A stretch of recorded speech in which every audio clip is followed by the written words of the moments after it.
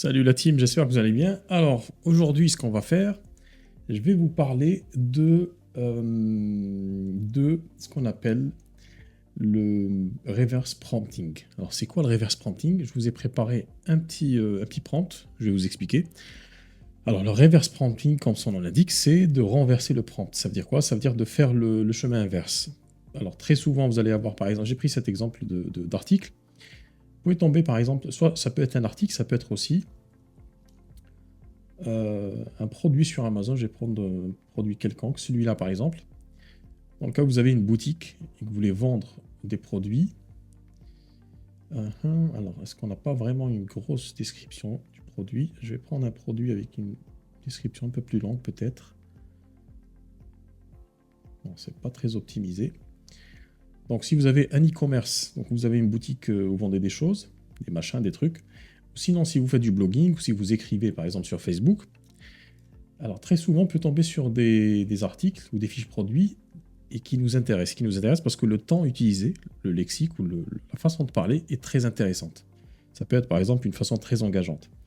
Comment on fait pour dire à ChatGPT, plutôt que pour créer une même fiche produit ou un même article de blog, ou un même post par exemple sur Facebook, ça peut être aussi une vidéo, on peut récupérer des vidéos sur YouTube, des transcriptions de vidéos sur YouTube, et on peut dire par exemple, tiens, mon objectif c'est de créer un post de blog, peu importe, un post de blog, une fiche produit, qui reprend la même syntaxe ou la même façon de parler, le même temps. Alors c'est un peu compliqué à faire manuellement, parce qu'il faut s'imprégner du texte, etc. C'est pas évident. Le prompt, le reverse prompting, c'est l'action, le fait de demander à ChatGPT de deviner ou d'analyser un texte, un contenu, et de capter, de capturer finalement, soit le temps utilisé, soit la syntaxe, le jargon qu'on utilise, etc.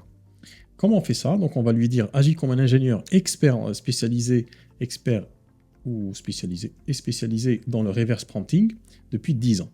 Tu es capable d'analyser finement et avec exactitude le texte que je vais te donner ainsi que toutes les subtilités de temps, langage et syntaxe. Est-ce que c'est OK pour toi? En principe, il va me dire OK, il n'y a pas de souci. Balance la sauce. Voilà. Donc ce qu'on fait, c'est que par exemple, disons que je veux créer un article, alors sortir de la confusion, je peux prendre un autre. Alors attendez, hop, comment être zen sans être un moine? Ouais, non, c'est un lien. On va chercher un autre truc. La conscience peut-elle pleine ou vide? Oublier le temps, celui-là par exemple. Voilà, disons que je suis intéressé par le temps qui est utilisé dans cet article. Ce que je vais faire, c'est que je vais copier, comme première étape, je vais copier le texte ici. Alors l'idée, c'est de ne pas faire justement du plagiat, mais de s'inspirer du temps qui est utilisé. Donc là, j'ai copié. Je vais aller ici. Je vais lui dire, voici mon texte. Je colle et j'exécute le prompt. Donc il va analyser. Ok, très bien. Alors ce que je vais faire, disons que j'ai envie de créer un article qui parle d'une partie de cet article-là. Le temps n'est pas une valeur absolue. Je vais prendre, alors je n'ai pas lu l'article, je vais prendre cette partie-là, ce paragraphe, et je vais lui dire, ok, maintenant, j'aimerais que tu me développes cette partie, je colle ici, en utilisant le même temps que celui de l'article donné, plus haut. Je précise, l'article doit faire un minimum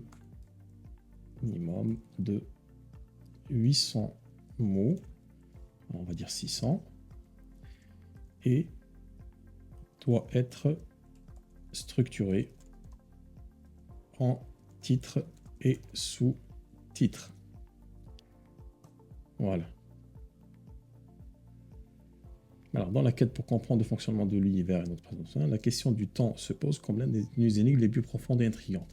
Donc, normalement, il va utiliser le même temps utilisé dans mon article, donc je peux reproduire le même article. Bon, là, j'ai fait un truc assez basique. On peut aller plus loin en précisant précisant en fait la nature de l'article. Là, je me suis inspiré d'une partie de cet article-là qui est normalement quelque part là. J'aurais pu lui donner une toute autre idée et lui demander, alors je vais faire le texte sur le même temps analysé plus haut, crée-moi un article de blog de 600 mots sur le thème. Alors, comment, par exemple, comment élever un enfant seul sans être débordé. Alors, on va aussi lui spécifier quelque chose. Voilà. L'article, voilà, l'article doit faire 600 mots, la même contrainte. Voilà. Donc en principe, voilà. Il va en fait reproduire le même temps, capturé dans mon premier article. Et on peut faire ça, on peut décliner ça sur pas mal de choses. Vous avez communication de l'écoute dans les familles traditionnelles. Voilà, donc on voit que c'est assez... c'est pas mal. La communication ouverte est essentielle. Prenez le temps d'écouter attentivement. Donc, cette technique-là permet en fait de capturer... alors, je peux faire autre chose, tiens. On va faire ça tout de suite. Je vais aller chercher une vidéo ici sur sur comment élever un super-héros. Je sais pas ce que c'est. Non, comment élever un mouton. Tiens, comment élever des moutons. Soyons fous.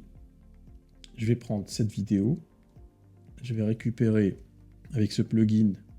Ici, je vais copier la transcription. Je vais faire la même chose. Je vais venir ici. Et je vais lui dire... Alors, déjà, oublie tout ce qui a été dit pour pas ouvrir une nouvelle fenêtre de chat. Non, qu'est-ce qu'il a fait? Enfin, en fait, il a pensé que je voulais un autre article. Alors, oublie toutes les instructions données plus haut. Je vais te donner un nouveau prompt.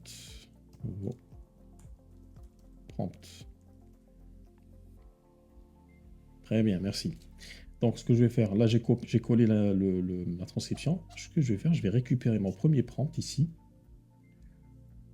Et je vais lui dire « Agis comme un ingénieur expert et spécialisé dans le reverse prompting. » Puis disons « Tu es capable d'analyser finement et avec cette attitude le texte que je vais te donner, ainsi que toutes les utilisations. » OK.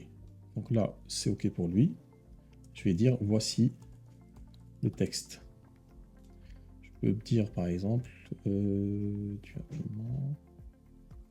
la transcription, pour être plus précis.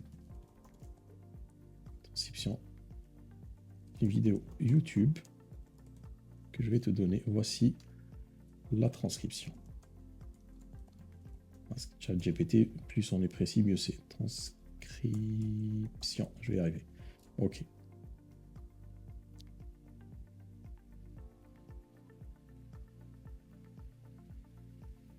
Alors, il a un petit peu bugué, non?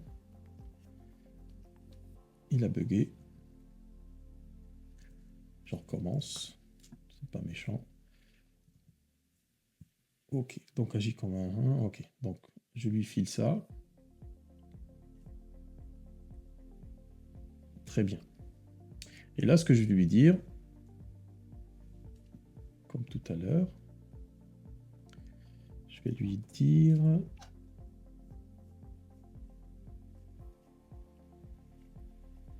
Très bien. OK. Maintenant, j'aimerais que tu développes... Non. Je veux qu'il crée un article. Oui, ça peut être une transcription vidéo. Tiens, je vais lui dire ça. Maintenant, utilise le même temps que utilisé en cette transcription et crée-moi le script d'une vidéo YouTube sur le thème comment élever Alors peut-être pas des moutons, des chèvres en ville. Allez, soyons fous. Ok, comment élever des chèvres en ville? Allez, je balance. Salut tout le monde, aujourd'hui on va parler d'un sujet un peu solide mais ô combien fascinant, l'élevage des chèvres en ville. Oui, vous avez bien entendu, les chèvres peuvent être d'excellente compagnie. Très bien. Donc normalement, ils devraient garder le même temps utilisé que dans cette vidéo. Voilà ce que je vais te montrer dans cette vidéo. Sur le reverse prompting, bon, on peut faire pas mal de choses avec. On peut avoir un texte, par exemple. Ça peut être un texte, une fiche produit.